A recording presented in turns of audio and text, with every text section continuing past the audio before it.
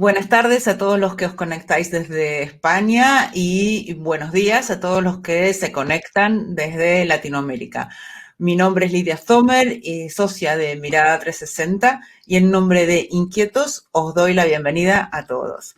Inquietos es un think tank de la abogacía de los negocios formado por 33 profesionales que ocupan puestos de responsabilidad en importantes despachos, asesorías jurídicas de empresa, grupos editoriales, firmas de consultoría y la abogacía institucional. Hoy es la primera sesión de un nuevo proyecto de Inquietos llamado Inquietox, con el que queremos traer ideas, experiencias y consejos de personas que se han ganado un lugar como referentes en la sociedad. No necesariamente pertenecientes al sector legal, personalidades de quienes queremos aprender. Además de la entrevista que planteamos como una charla, tendremos siempre una sección de conocimiento técnico de la mano de alguno de nuestros compañeros en Inquietos, porque si algo tenemos en Inquietos es expertos.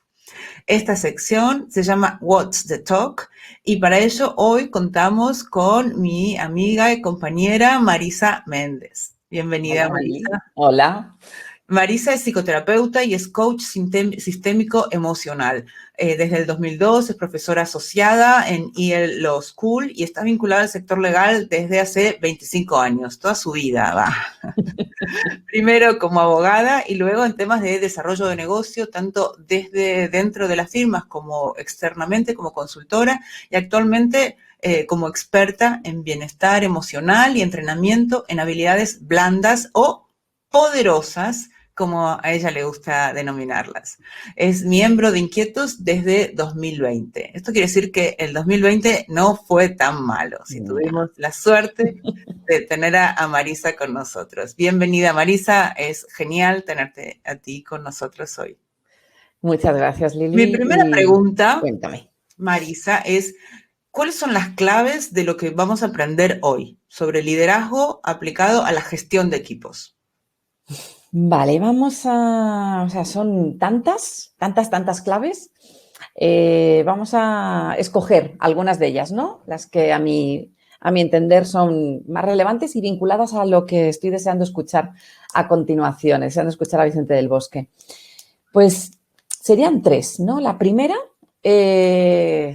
parece muy obvia, pero a veces no lo es, que es que los responsables de los equipos, los managing partners o los directores de departamento, sean conscientes de que ya cuentan con un equipo de estrellas, ya la tienen, ¿no? Y que la clave está en cómo las alineamos. Para ello es muy importante que detrás de esas capacidades técnicas y de esos superabogados vean que hay personas con motivaciones, aspiraciones personales. ¿Para qué? Más que nada para poder alinear bien la estrategia de la firma con esas motivaciones y luego poder organizarlos de manera que respondan y sea la alineación ganadora. Entonces, esa sería una primera, ¿no? Darse cuenta que tenemos estrellas.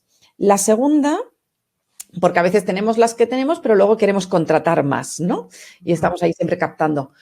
La segunda clave sería contratar a las estrellas no solo teniendo en cuenta su capacidad técnica, sus experiencias previas o en nuestro sector también, ¿no? Su networking y demás, sino lo que hablabas del equipo, ¿no? De que sean valiosos miembros de un equipo. Y aquí le robo el concepto a Lencioni, que me encanta, a Patrick Lencioni, cuando habla de las virtudes para ser un gran miembro de un equipo, que creo que son totalmente aplicables al entorno legal, que serían tres: humildad, hambre y empatía. Humildad como el hecho de entender que no soy más que el otro, pero tampoco soy menos que el otro. El hambre como ganas. ¿Ganas de qué? Ganas de aprender, ganas de hacer, ganas de responsabilizarse. Es decir, capacidad de automotivarse para generar iniciativas, movilizarse, algo que es tan importante en nuestro sector y sectores similares, ¿no? De profesionales. Hacer que las cosas sucedan. Y en tercer lugar, empatía, entendida como esa inteligencia social que se le denomina ahora también, para poder conectar con uno mismo y conectar con el otro, ¿no? Ser parte de un miembro de un equipo también, como personas que están conectadas. Así que tenemos la primera, tomar conciencia que tenemos equipo. La segunda, contratar a las estrellas en base a características para ser buenos miembros de un equipo. Y por último, algo que sigo viendo y me causa penita, ¿no? Muchas veces veo que el entorno laboral, la comunicación es muy confusa, no es clara, hay dobles mensajes, hay a veces es como hasta pasivo-agresiva, cosas que favorecen muy poco la comunicación. Entonces aquí la tercera sería aprender y sobre todo practicar el poder de la comunicación no verbal.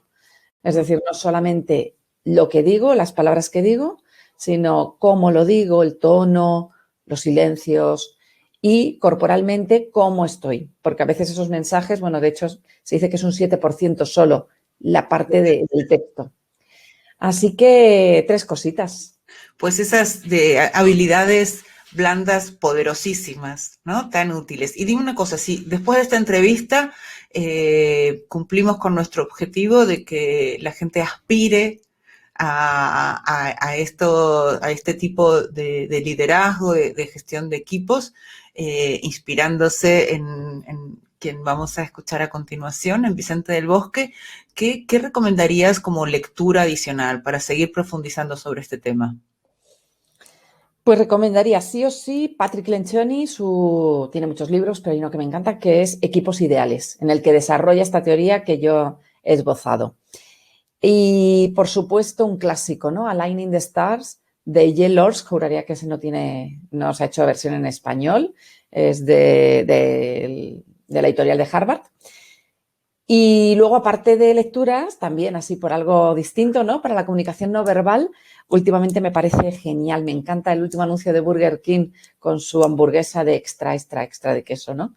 En el que con el mismo texto, pero cambiando la comunicación paraverbal, el tono y cambiando la actitud corporal de acercamiento o alejamiento de la hamburguesa, se lanzan dos mensajes totalmente distintos. Uh-huh. Pues fenomenal, Marisa. Muchísimas gracias. Ha sido una introducción perfecta para lo que nos viene ahora y vamos a presentar a nuestros compañeros de la entrevista. Genial. Vamos a escucharles. Entonces, voy a presentar a mis compañeros antes de presentar a Vicente. Primero tenemos aquí a Cristina Serrano. Cristina es Chief Operating Officer, COO en España de Linklaters. Es una de las firmas internacionales líderes en abogacía de los negocios y es miembro de Inquietos desde el 2015.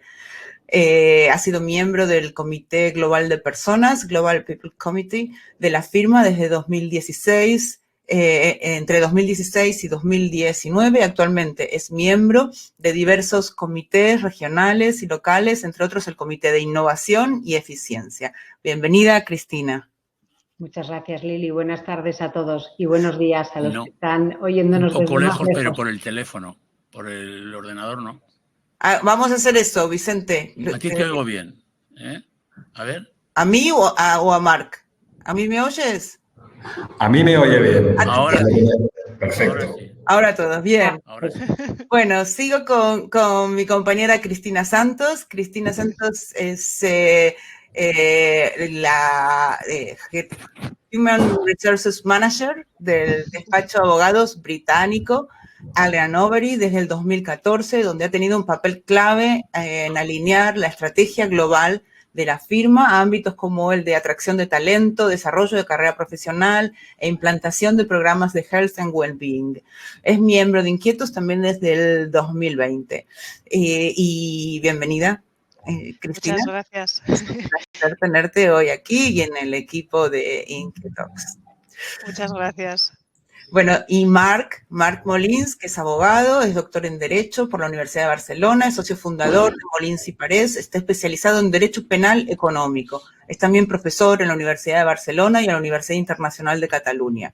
Es miembro de Inquietos también desde el año pasado. Marc conoce a Vicente desde hace mucho, ya que sus familias son amigas, y como tal será quien nos lleve de la mano. Y ahora sí, vamos a presentar al director del campo de las estrellas, Vicente del Bosque. Vicente del Bosque fue el entrenador de la selección nacional de fútbol de España desde el 2008 al 2016, con el que logró el Mundial 2010 y la Eurocopa 2012. Ha sido el único entrenador campeón del mundo y de Europa de clubes y selecciones, de clubes, como sabéis, del Real Madrid. Fue distinguido por la FIFA como mejor entrenador del mundo en 2012 y a nivel honorario le fue concedido en 2011 el título de primer marqués de Del Bosque. Vicente, es un privilegio enorme tenerte hoy aquí. En nombre de Inquietos quiero agradecerte por esta disposición, tu generosidad, por charlar y venir a compartir tu experiencia de vida con nosotros. Bienvenido. Y ahora vamos a darle lugar a Marc para que nos cuente. A mí me gustaría que me dijeras, Marc, ¿por qué estamos hoy hablando con un entrenador de fútbol si nosotros somos abogados?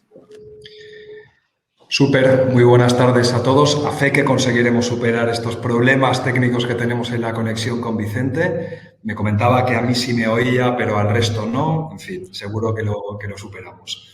Muy buenas tardes a todos. Gracias por la presentación, Lili.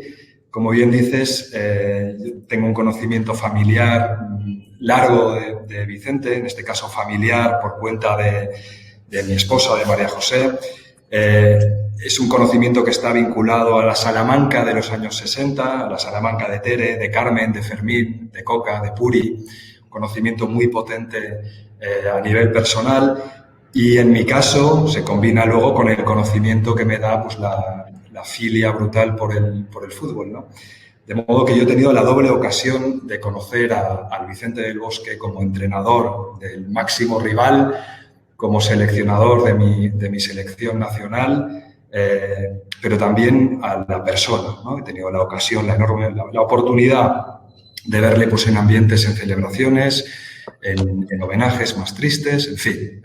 Insisto, efectivamente es un motivo de conocimiento que siempre ha tenido un hilo conductor, ¿no? La idea de que Vicente tiene una de esas aptitudes especiales, y contesto a la pregunta, Lili, que nos hacías, que es una gran autoridad como persona, con unas dosis de liderazgo natural y en la intención de Inquietalks, de proveernos, ¿no? de otros ámbitos no estrictamente jurídicos, sino vinculados pues esto a gestión de recursos, a sanidad, a salud, siempre relacionada con el mundo de la abogacía. Pensamos entre todos que podía tener mucho sentido hablar con alguien que efectivamente ha hecho gala y ha dado buena muestra de esas capacidades de liderazgo y de gestión de recursos. También, desde luego, de gestión del éxito, del fracaso. Esa es la razón por la cual tenemos el privilegio de tener a Vicente esta tarde con nosotros. La idea que tenemos es ordenar la entrevista, la charla con Vicente en base a 4 grandes bloques. En primer lugar, nos gustaría hablar de lo que entiende es el liderazgo, cómo se lideran grupos humanos. En segundo lugar, cuestiones más basadas en términos de gestión de recursos, por tanto, de personas. En tercer lugar, un análisis a la gestión también del éxito y del fracaso, algo tan consustancial, en este caso, a una competición como el fútbol. Cómo entiende que hay que gestionar los éxitos y los fracasos y también, ¿por qué no?, la gestión de la diversidad. Todas estas cuestiones tan consustanciales al mundo del deporte son perfectamente transversales, ¿no? Podríamos hablar de gestión de recursos. Explicaba Marisa, muy interesante, hacía una primera aproximación técnica, lo obvio, desde una perspectiva deportiva, en fin, transversal.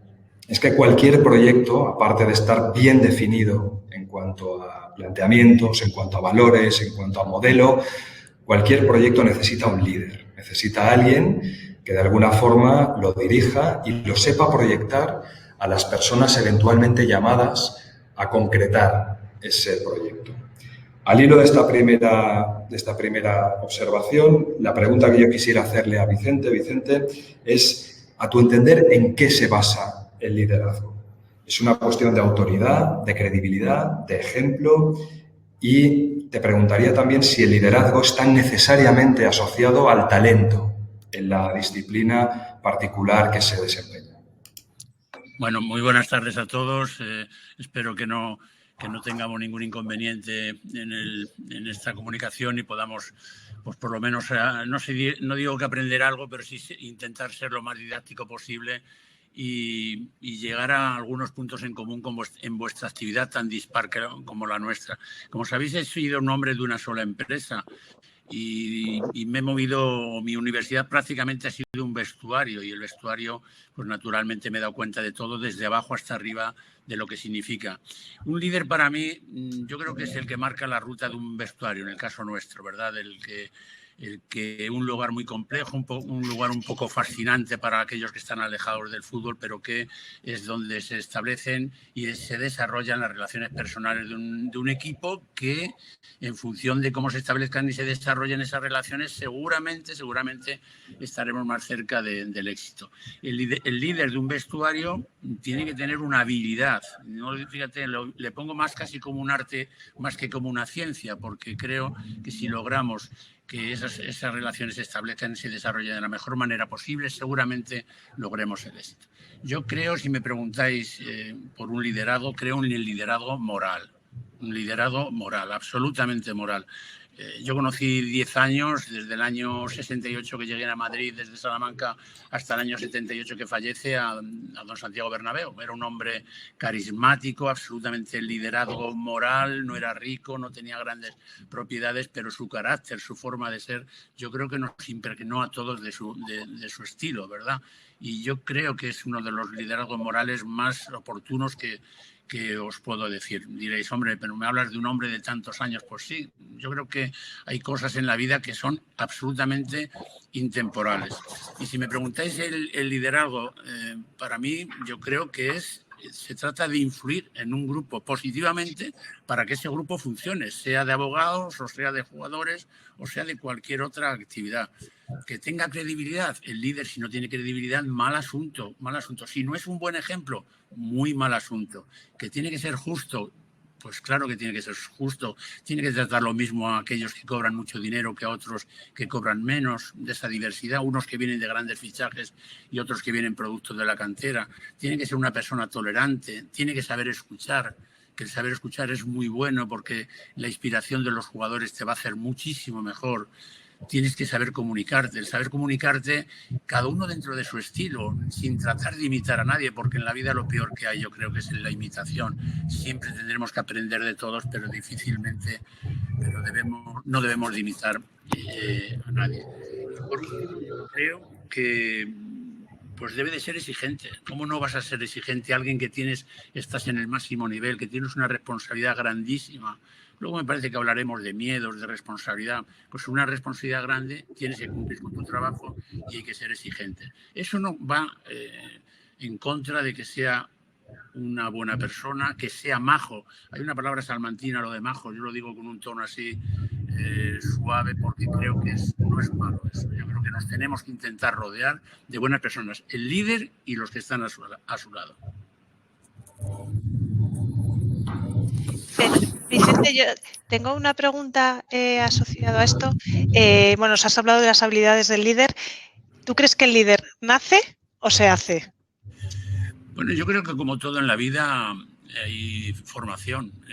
Yo creo que tiene unos poderes innatos, algo que viene, pero normalmente yo creo que también se forma, te educas, te preparas. No puedes ponerte delante de 23, 25 chavales y no tener contenido. Tienes que tener esa empatía necesaria para liderar un grupo. Es que yo creo que eso es absolutamente necesario. Pero yo creo que como todo en la vida, se nace con unas habilidades, pero hay que regarlas. Vicente, yo quisiera preguntarte también, al hilo de la cuestión del liderazgo, nos explican los expertos en psicología del trabajo que hay distintas formas de liderazgo, ¿no? Tenemos un líder delegativo, es decir, solo interviene cuando es estrictamente imprescindible, pero permite que la gente que está en la base tome sus propias decisiones. Tenemos un liderazgo mucho más autocrático, es decir, el líder ejerce una función férrea, toma decisiones, define posiciones y las ejecuta. Tenemos un líder más democrático que tiende a consensuar planteamientos, a escuchar, a generar feedbacks. o tenemos incluso liderazgos más transaccionales, ¿no? De intercambio. Cada uno en nuestros despachos y de forma natural ejercemos una forma de liderazgo. ¿Cuál es tu forma? Es decir, ¿cómo has intentado relacionarte con tus equipos a lo largo de tu trayectoria profesional como entrenador? Yo creo que de todos los que has nombrado no hay un modelo único, no hay un modelo que digamos, la receta única es esta. ¿Me oís? Perfecto. ¿Sí? Vale. Es más parado la imagen y por eso estaba dudando. Mirad, yo creo en un liderazgo compartido. No sé si lo entendéis, un liderazgo absolutamente emocional, amable, cordial, no tienes por qué estar enfadado todo el día y estar cabreado para imponer tus criterios, y yo creo en ese liderazgo. Me decíais por ahí, ¿carismático o un buen gestor? Pues yo creo que el carismático tiene poco recorrido porque tantos jugadores, extraordinarios jugadores que han llegado a ser entrenadores después y... Perdón. Os decía que hay un liderazgo carismático que es obligatorio, que es bueno, pero que tiene un recorrido más corto. Y sin embargo, el del buen gestor tiene un recorrido más largo, pero también el que no tiene habilidades sociales, el que no tiene una empatía con el grupo, difícilmente es que se vuelva creíble. Y por otro lado, yo creo, me quedo más con aquel que necesita de la inspiración de los jugadores. Eso no es un síntoma de debilidad del gestor, del líder. Es un sentimiento de fortaleza, aquel que puede comunicarse con los jugadores y decir, hombre, ¿qué creéis? Es muy importante el decir, esto se hace así, así, no, yo soy partidario, ¿qué os parece si hacemos esto? Y yo creo que la inspiración de ellos también es muy necesaria. Por eso os digo que todo tiene una mezcla del delegativo, del autocrático, del inspirador, del transaccional. Yo me quedo, ya digo, con ese que puede compartir el liderazgo. Tomamos nota, Vicente. Y en un grupo de gente tan talentosa, no nos vamos a engañar, surgen muchas disputas por el liderazgo, muchas discrepancias internas.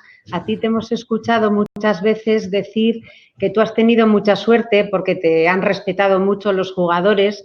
Nosotros creemos que la suerte, pues seguramente haya estado ahí, pero creo que ha debido haber mucho más que suerte, y queríamos que compartieras con nosotros algunos consejos sobre cómo gestionar estrellas, ¿no? Profesionales de tanto renombre que a veces entran en conflicto. He tenido mucha suerte de contar con jugadores. Yo creo que tendría que escarbar mucho para encontrar un jugador que digo que no se comporta de la manera que yo creo que debía de comportarse. No, os pondría entre comillas atontar, que no se han atontado. Creo que han sido muy buenos chavales en líneas generales y no tengo o así que me salte, tendría que buscar mucho para encontrar a alguien que no fuera así. Mira, lo primero que un entrenador o un líder tiene que tener es un plan. Como vosotros lo tenéis en vuestra empresa, nosotros en la nuestra, yo creo que eso es fundamental. Luego hay un método de entrenamiento, y ese método de entrenamiento te acercas a los jugadores o te alejas. Muchas veces nos alejamos de los jugadores cuando no hacemos las cosas que debemos, y el entrenamiento es una parte importantísima para atraer a los jugadores, para esa influencia positiva. En tercer lugar, yo creo que hay que procurar una disciplina, no imponer, pero sí procurar una disciplina, porque eso es la base de todo, el respeto, la consideración de unos con otros, del líder hacia ellos y ellos hacia ti. Y por último, pues emocionar a los jugadores. Yo creo que si tuviéramos que poner algo en el centro de todo, pondríamos la pasión por las cosas, la emoción por hacer las cosas, en cualquier profesión.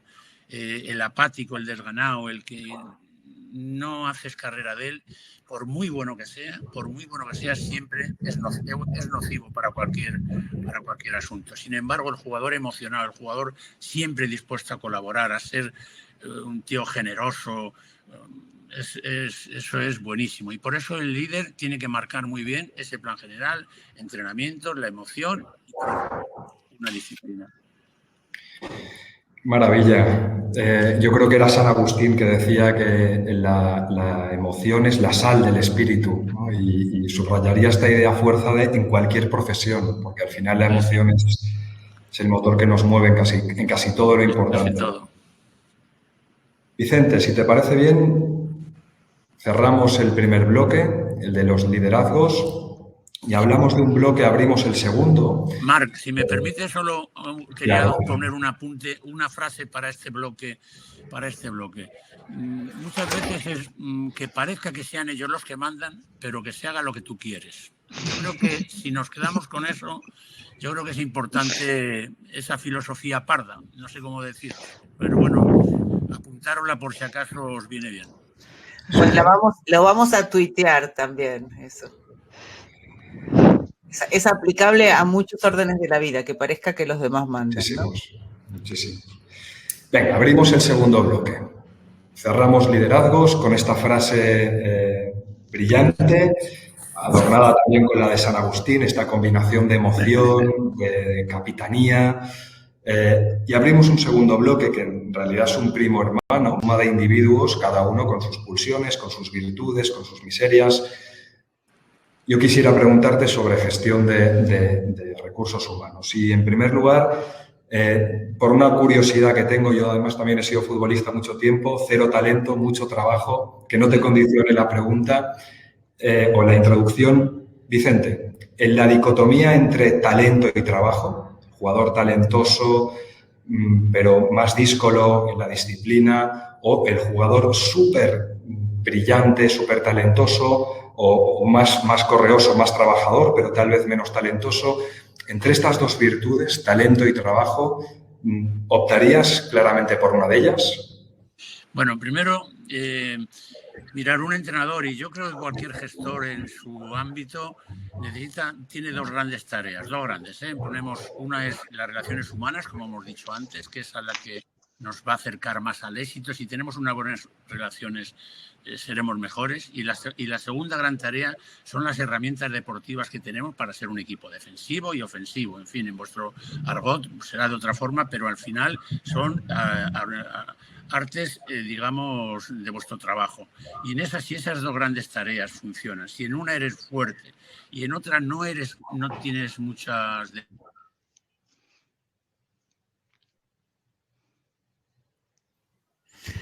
Sí. Otra vez, Vicente, por alguna razón te has desconectado. Necesitamos que vuelvas a encender la cámara. No he tocado nada.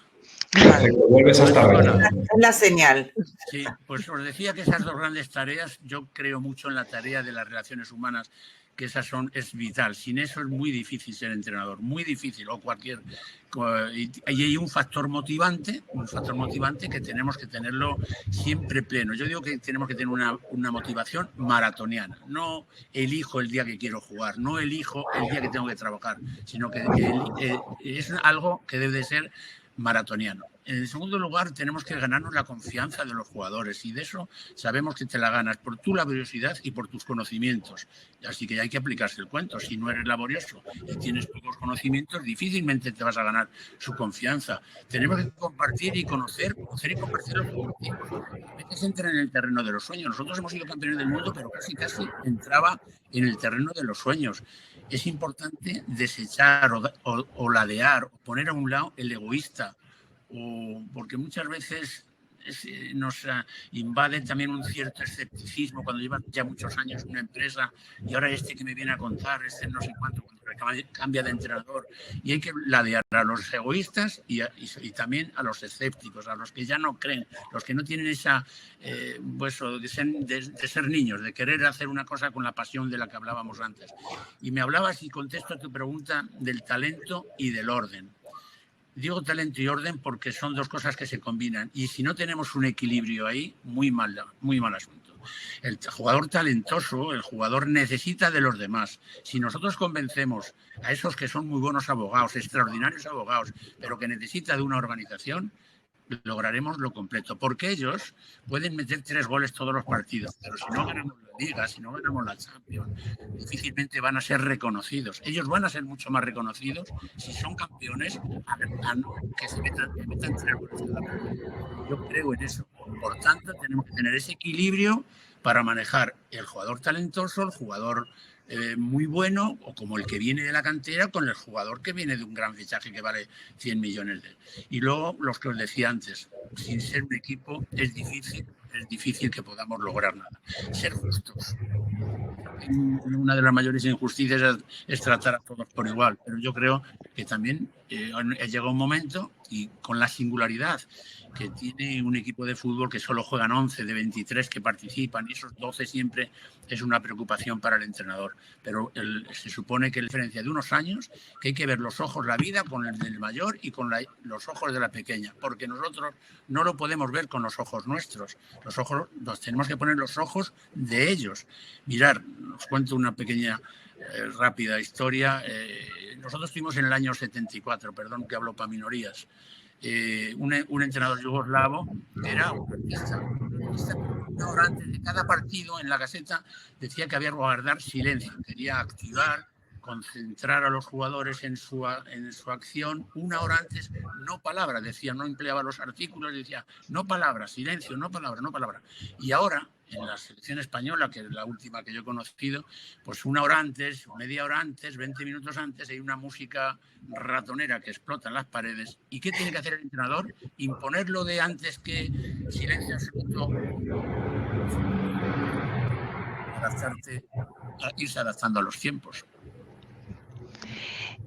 Vicente, yo te quiero hacer una pregunta porque te escucho hablar y la verdad es que, aunque no lo parezca, hay más similitudes entre el fútbol y los abogados, porque tratas con gente con mucho éxito, gente profesionales de primera categoría en lo suyo, y a nosotros nos pasa lo mismo. Y encima, en tu caso, nos contabas en la reunión que nos preparamos que encima en tu caso era como muy notorio porque salen en medios de comunicación, dan premios, entonces, pero a nosotros nos pasa que consideramos, todos nuestros abogados, por supuesto, son importantes, pero bueno, pues en algunos momentos, unos por lo que sea, destacan o pueden destacar más que otros, y eso no implica que no sean necesarios. ¿Qué nos pasa a nosotros como gestores? Que a veces decidimos tabla rasa, no me complico la vida y gestiono a todo el mundo igual. Entonces, si nos pudieras dar unos consejos de cómo gestionar a nuestros jugadores, dándole a cada uno lo que se merece y reconociéndole a cada uno, pero también asumiendo eso, que son distintos y que no les podemos tratar igual. ¿Cómo lo haces? ¿Cómo lo has gestionado? Vamos a ver, nosotros chocamos con esa singularidad que os decía antes de los 23 jugadores de una plantilla, que solo juegan 11 cada partido.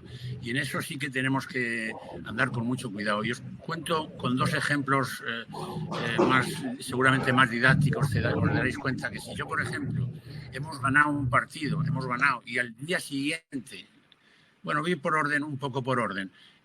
Después del partido en la rueda de prensa me muestro muy ufano, muy contento, muy dicharachero y estoy muy simpático porque hemos ganado. Cuando te ven los jugadores, los 11 que han jugado y los 12 que no juegan, dicen, ¿y este se creerá que ha ganado él solo? ¿Sabes lo que os digo, no? Y si en el posterior entrenamiento, al día siguiente, el entrenador en ese punto que tiene en la victoria, no entrenas con los otros 13 jugadores, son síntomas malos. Eso el jugador no lo dirá, y este tío, como ha ganado ayer, no quiere salir a entrenar con los que no hemos jugado. Y entonces hay que tener muchísimo cuidado, son detalles justos que hay que actuar con mucha cautela. Por ejemplo, en esas ruedas de prensa que os digo, los jugadores ven las respuestas del entrenador. Y yo creo que hay que actuar con una cierta neutralidad en la cara, en el gesto, en los comportamientos. No puedes estar muy contento cuando ganas ni muy hundido cuando pierdes. Por tanto, yo creo que eso, que parece que no pasa nada, una rueda de prensa, bueno, te analizas el partido y ya te vas para casa y tal. Tienes que tener mucho cuidado porque son mensajes que mandas a la gente. No sé si en vuestro caso seguramente encontraréis también puntos, bueno, más o menos en común con lo que os estoy diciendo. Muy útil, sí, sí. Desde luego que sí. Bien, gracias. Gracias, Lili, ¿eh? Gracias que no te he dado las gracias antes, gracias. Abrimos, si os parece bien, el tercer bloque de cuestiones que me gustaría introducir, la gestión del éxito y del fracaso. Nuestra profesión es muy binaria, en esto se parece un poco al fútbol, es decir, sobre todo los que somos procesalistas, porque al final las victorias responden a un código 1-0, positivo, negativo, amor-odio, es decir, código binario, ¿no? O se gana o se pierde. Ayer no me resisto a hacer una pequeña reflexión. Me llevó una impresión brutal porque Angela Merkel aparece, reconocerlo en público cuando se produce, fortalece la idea del líder, lo debilita. ¿Cómo vives tú la gestión del éxito y del fracaso? ¿Cómo la has vivido a nivel profesional? Sin ninguna duda. Y os voy a poner otro ejemplo porque estoy con vosotros porque me dedico al fútbol y porque hemos ganado. Si no hubiéramos ganado no estaría aquí con vosotros, casi seguro, vamos, casi seguro. Pero os cuento, pero serías el mismo. Os cuento el proceso del Mundial. El primer partido que jugamos en el Mundial, jugamos contra Suiza y perdimos. Esos 3 o 4 días fueron enriquecedores, muy buenos. ¿Y por qué?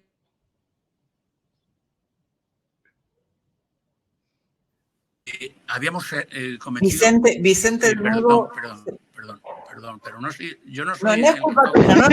No es culpa mía, Os digo que en aquellos momentos difíciles, duros, porque era algo que no pensábamos que pudiera ocurrir, todos fuimos culpables. Transmití la idea de que todos éramos culpables y que no habíamos jugado mal del todo, pero que habíamos perdido.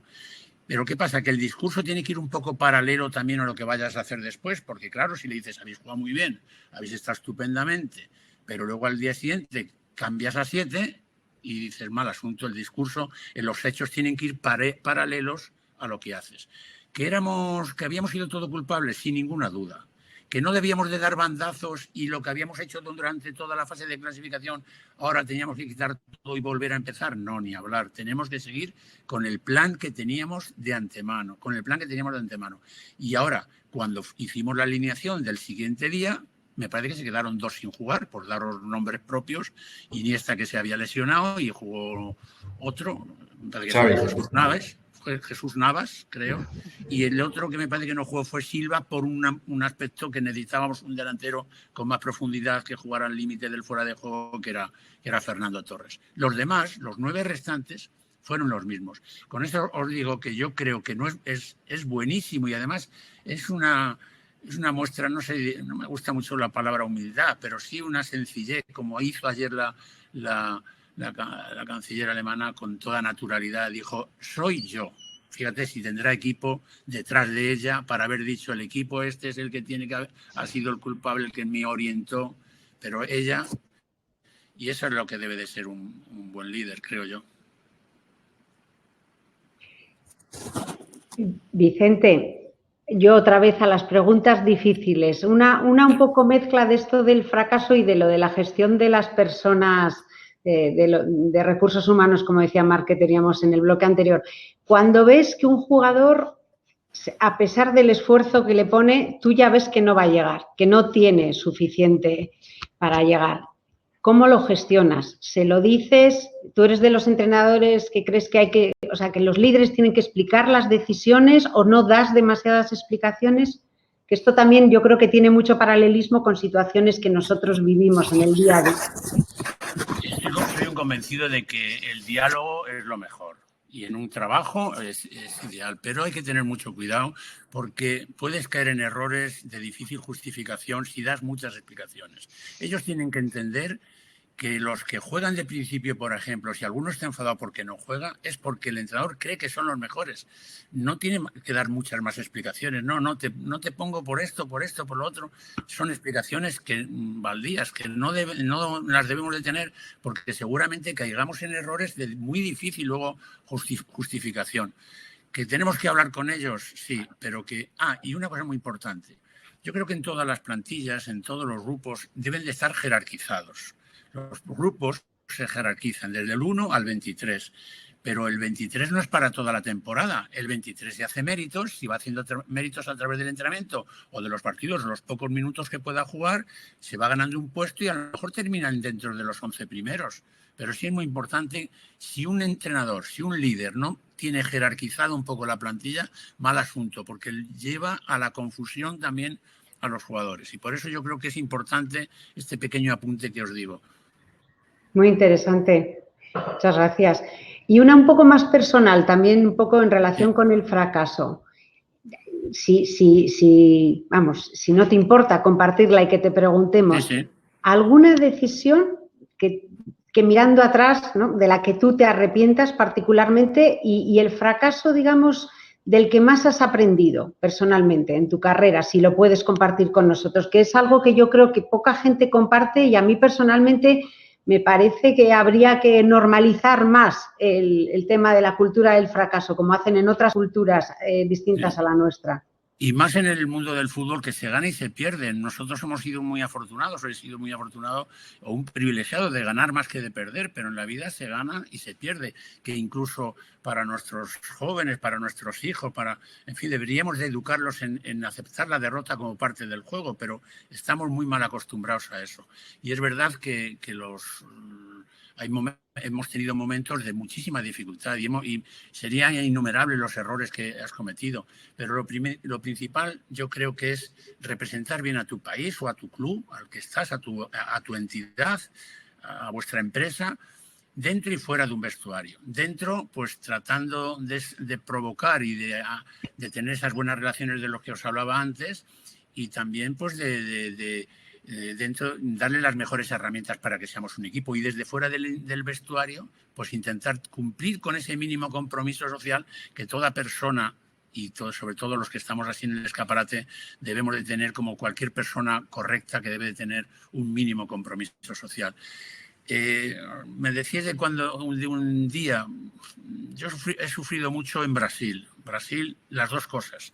En el Mundial de Brasil tuvimos casi los dos extremos.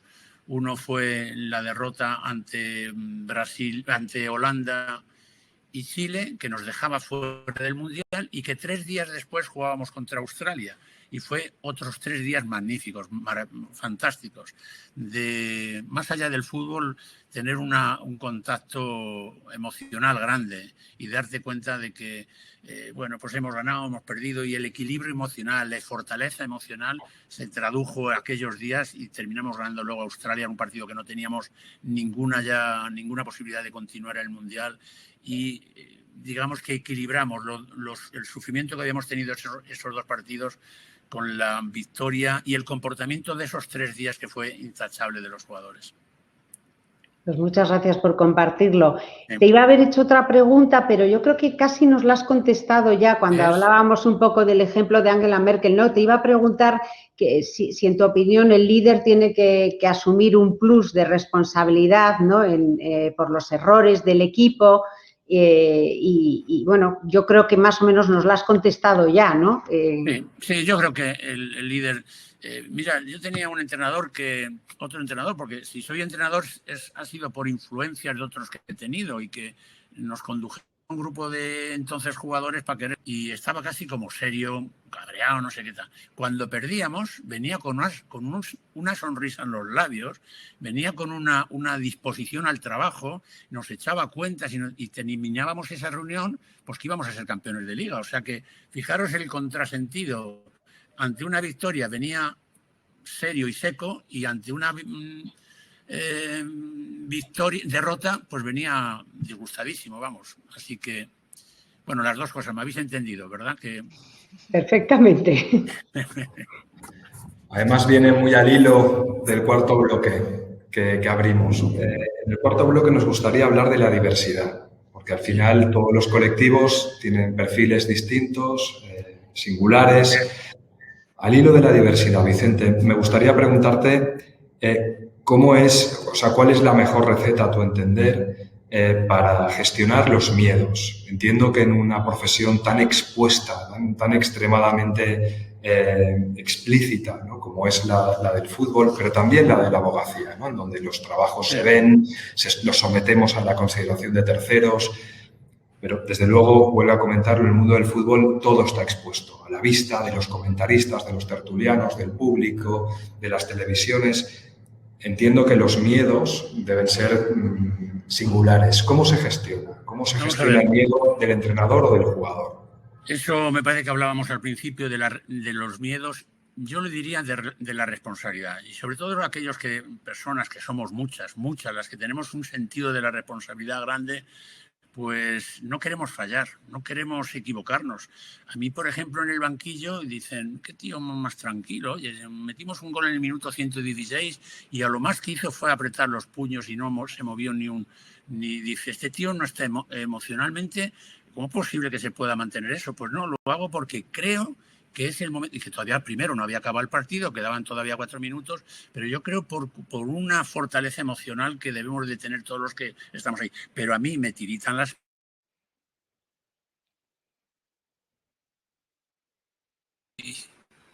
Lo siento, ¿eh?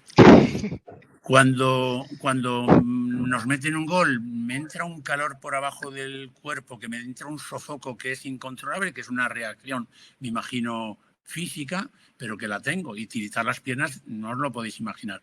Pero lo más importante, yo creo que es que tengamos esa fortaleza emocional y que al mismo tiempo tengamos unos jugadores pues que lleven estos cuatro apellidos encima. Uno, que estén emocionados, como hemos dicho; otro, que sea generoso. No se entiende un deporte o vosotros en vuestra actividad que no sea, que tenga generosidad, cuando ahora mismo estamos viendo que esa generosidad se ve alterada permanentemente, porque jugadores que quitas, que no quitas, que se malhumoran y que rechazan al entrenador, que tiran una botella al suelo, que se enfadan con todo el mundo. Esa falta de generosidad es tan grande. La inspiración también es un valor importantísimo, y sobre todo la lealtad de los jugadores al entrenador y la lealtad a la empresa, igual que la empresa debe de tenerla con los jugadores y con el entrenador.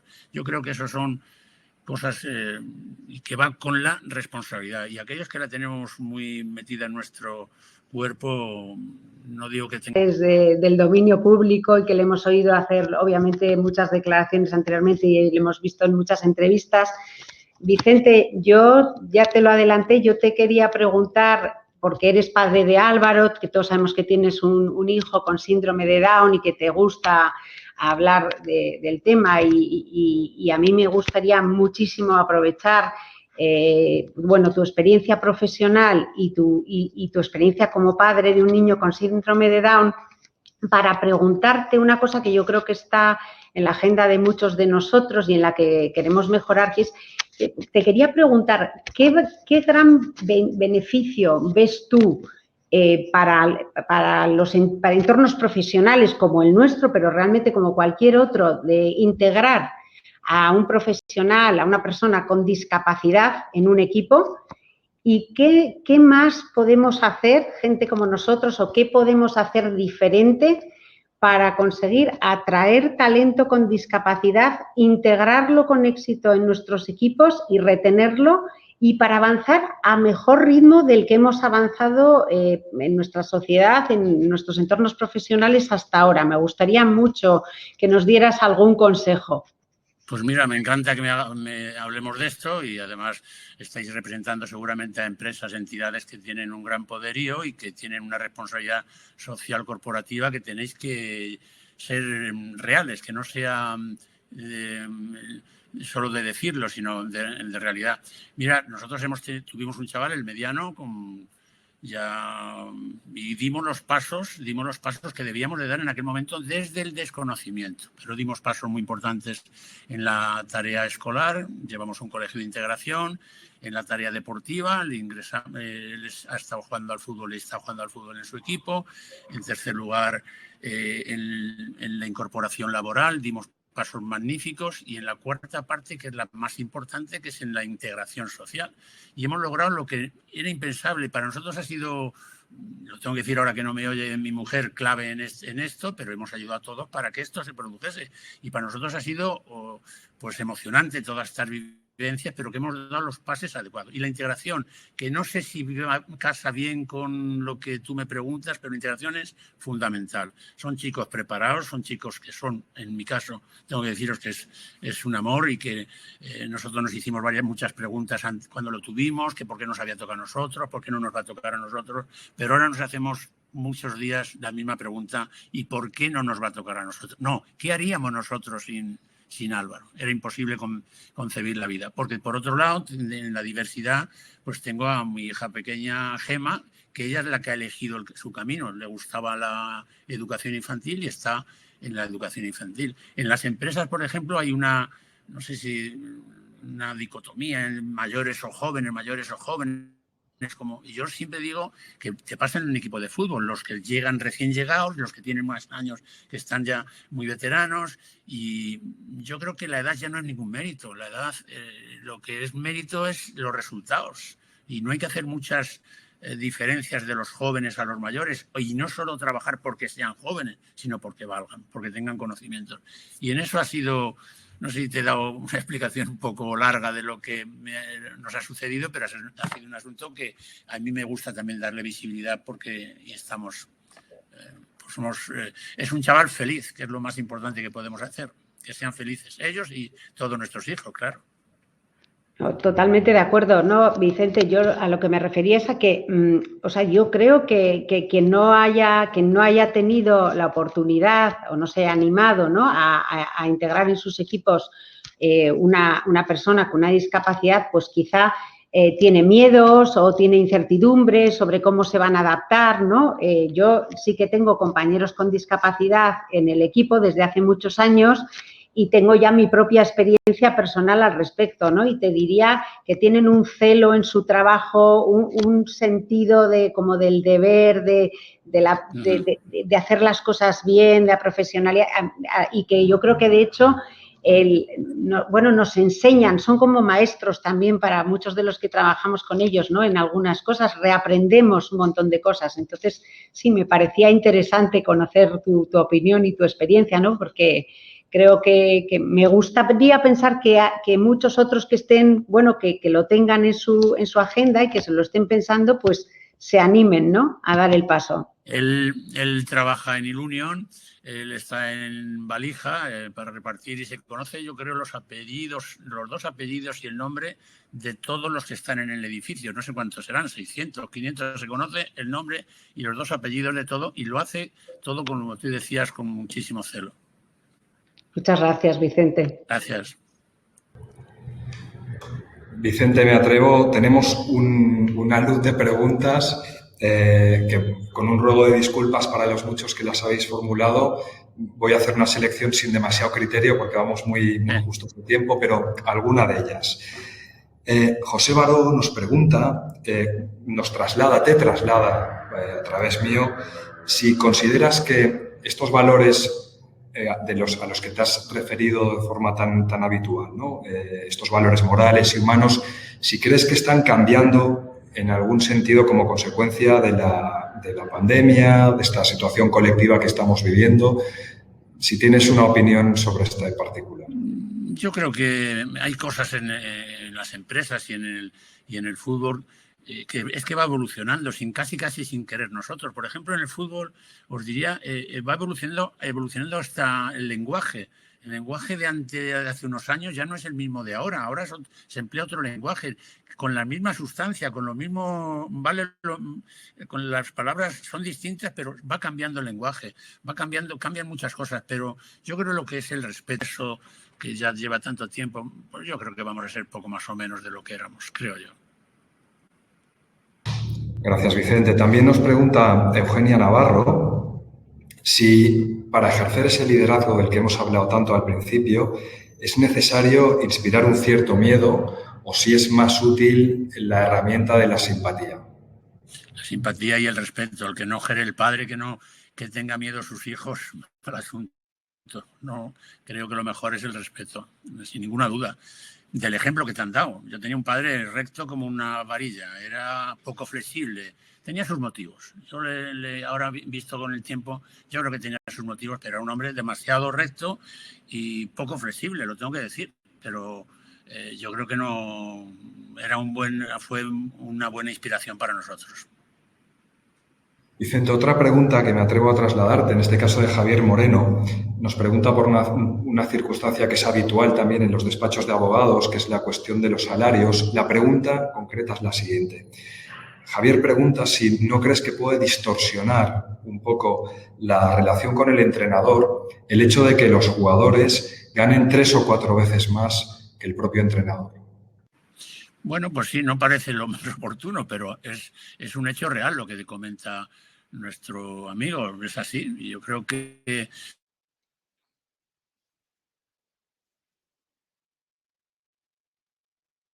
antes de ese liderazgo moral tan extraordinario que puedan tener pocas personas. Mira, nosotros teníamos un liderazgo moral de otra persona que estuve muy cerca de él, que era el señor Molomny, también ya fallecido, que fue jugador, fue entrenador, fue director deportivo y era un caballero en todos los sentidos. Yo creo que pensaba más en la empresa, en la entidad, en el club, en el Real Madrid, más que en su propia familia. Era un hombre extraordinario, austero, discreto. Eso de esa gente que eso es para toda la vida. Eso, gane poco o gane mucho, es normal, los jugadores son los que trabajan, también hay entrenadores que ganan mucho, pero es cierto que muchas veces la relación en sueldos o en salarios de lo que gana un entrenador, lo que gana un jugador, bueno, pues está a favor del jugador. A mí nunca me ha molestado, no me he sentido inferior, vamos. Vicente, para ir concluyendo, quisiera que también hacerte alguna pregunta igual en ese ámbito un poco más personal y, por tanto, desde luego, como siempre, con total libertad para contestar o no. Pero me gustaría preguntarte, desde tu perspectiva vital, ¿quién ha ejercido un liderazgo? O sea, esta personalidad, este carácter, ¿de quién consideras o a quién consideras que se lo debes?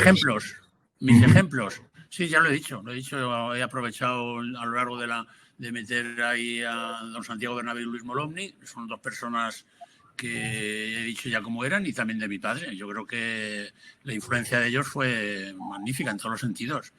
Vamos, no quito ni una coma de lo que hacían y de cómo eran. Y lo que pasa que sí es verdad que ahora con el paso del tiempo te vas adaptando y no tenemos más remedio que adaptarnos a otra nueva vida, pero ellos eran gente fantástica en todos los sentidos.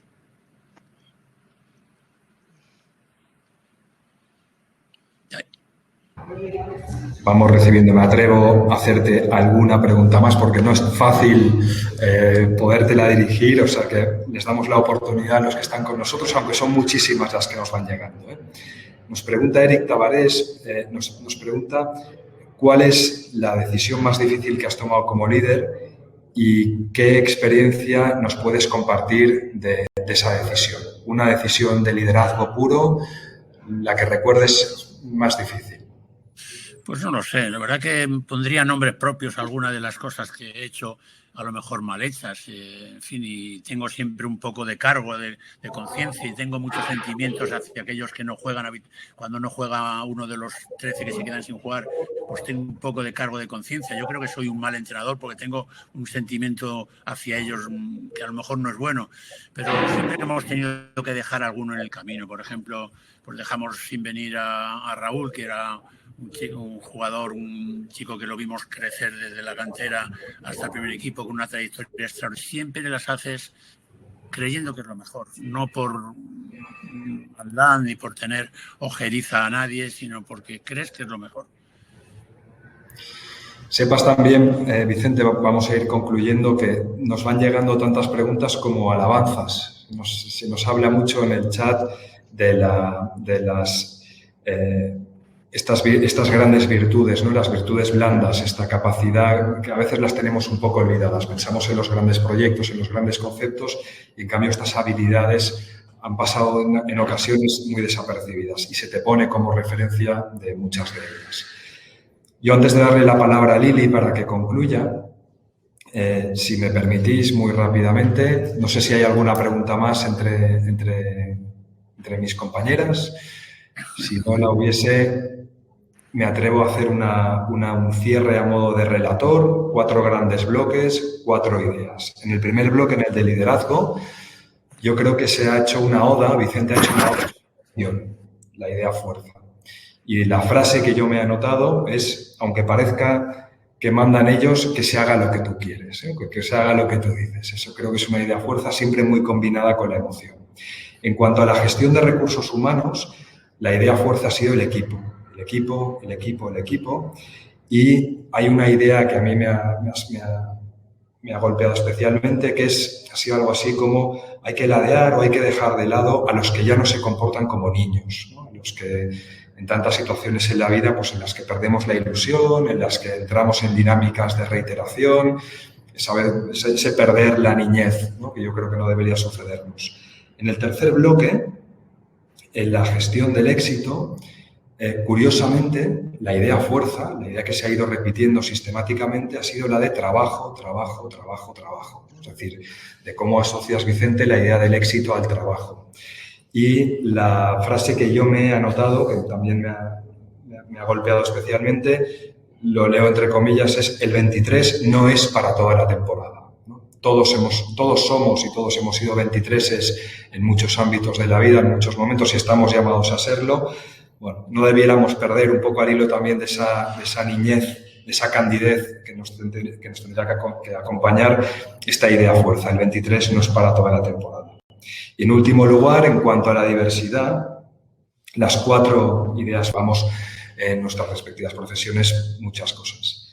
Esas serían los 4 bloques. Un sentidísimo agradecimiento. Yo también tendría una anécdota personal que ahorro por no cansar.